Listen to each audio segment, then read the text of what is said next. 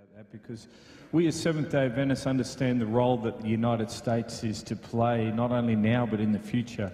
And to me it's refreshing to see that your love for your country is causing you not to just say, oh, well, we're all going to, you know, oblivion and great, where Jesus is about to come. You're actually trying to make your country a better place. Absolutely. And you've been very brave in doing that. Tell me about the United States today and the whole political landscape. Well, recognize that, you know, this is a country that was established for, of, and by the people. It was never supposed to become for, of, and by the government. And people were supposed to be free in every way. Freedom of speech, freedom of religion. All of these things are under enormous attack right now in the United States. They have been for a while. There's an agenda. And, you know, people who read a lot know exactly what I'm talking about. If you go back and you look at the writings of Karl Marx and Vladimir Lenin and, you know, Saul Alinsky, and they talk about how important it is to bring the United States into line with everybody else in order to achieve a new world order. But in order to do that, they would have to knock down the strongest pillars, the Judeo-Christian belief system and the strong family values. Those are the things that are under attack. And that's why I am coming out so strongly against those things.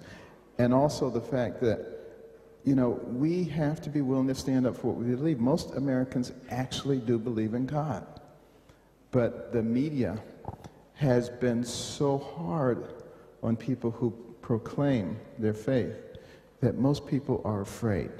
And they've been beaten into submission by the political correctness police. And I have declared war on political correctness. And you know, a lot of people have joined that war. And so it's obviously getting quite a bit of traction. And I don't know what role the Lord has for me in all this. I do know, in looking at prophecy, that the United States will play a big role, that there has to be a return first to a religious awakening, and more than likely, any persecution, particularly of the Sabbath, will come from the right, not from the left. And people will get a little bit overzealous, and then they'll say, see how much better things are now that we've come back to God, and we need to go completely back to Him, and we need to go, you know, and they're going to go overboard. I hope by that time I'm not around anymore.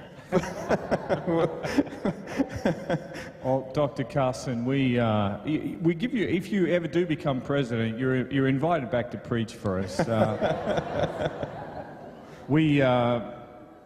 Look, I'm looking from afar, and we're certainly praying, and I listen to the courage that you have. That's what impresses me about Dr. Karson, because to have President Obama sitting 6 feet away and to get up and say the things you said wasn't a soft thing to do. No, it was a brave thing to do. And there was a penalty for that. You know, I got an IRS audit for the first time. First, they said, we just want to look at your real estate holdings.